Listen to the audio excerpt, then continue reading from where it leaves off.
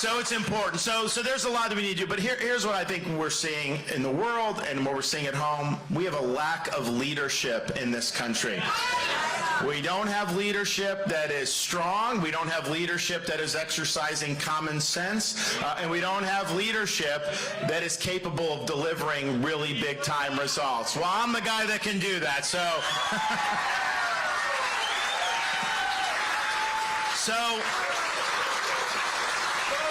So this is our chance in 24. And look, we're not going to get a mulligan on the 2024 election. If we don't get the job done here, this country is going to be in a hole for many, many years to come. So you got to have somebody, who's got a proven record of delivering big political victories, which I'm the only one that has that. Who's running?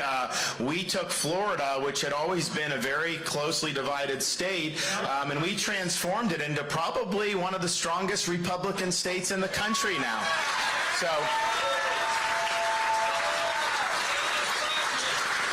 And so it's important because, you got to win, and Republicans outside of Florida, Iowa, maybe a couple states or two, Republicans have been losing a lot in recent years. That's just a reality. And so we've got to find a way to do like we did in Florida or like your governor did here in Iowa to move forward. But even when you do that, you've got to have somebody that's going to actually deliver on all these. It's nice to have a slogan.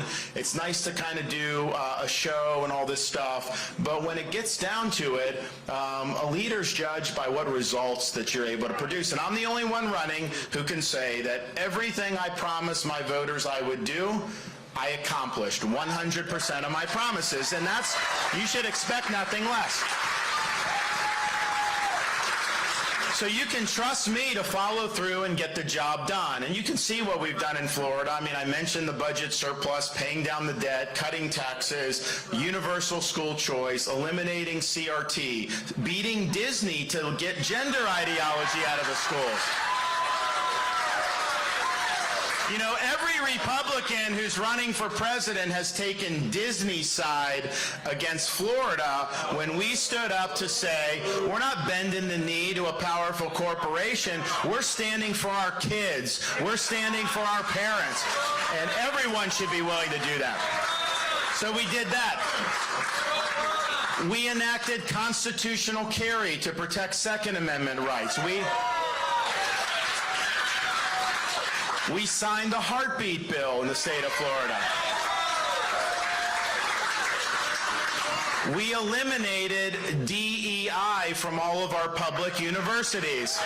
They say it's diversity, equity, and inclusion, but the way it's practiced, it's discrimination, exclusion, and indoctrination, and that has no place in our public universities.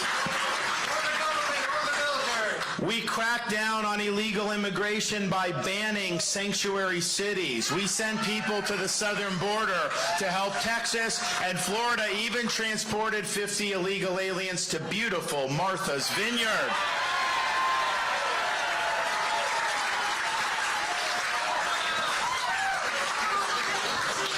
We have prohibited the purchase of land by the Chinese Communist Party in the state of Florida.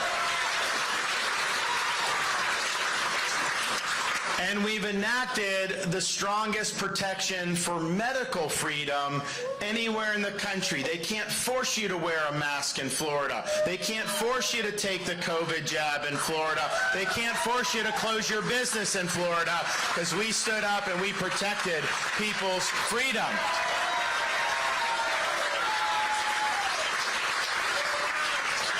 And that's the thing.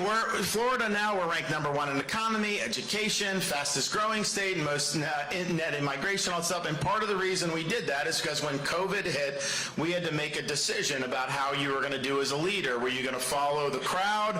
Were you going to bend the knee?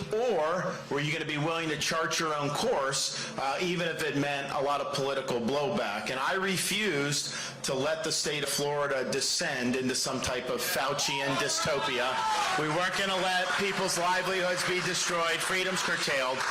So we fought the media, we fought the left, we fought the bureaucrats, we fought a lot of people in the Republican Party. But you know what? Our kids are in school, our economy did well, and people were not subjected to some of these irrational policies. And we served not only as a beacon of freedom for our own people, we served as a beacon of freedom for people throughout the United States, and even throughout the world would come to Florida as the focal point of freedom throughout the world. So we're proud of that, and that's been able to do. But that would not have happened if I had not been willing to plant my flag, take all the incoming fire, and not give an inch when it counted. And that's what we were able to do, because a leader has got to care more about protecting the jobs of the people he represents than he does about protecting his own political hide. So I was willing to let the chips fall where they may to do the right thing.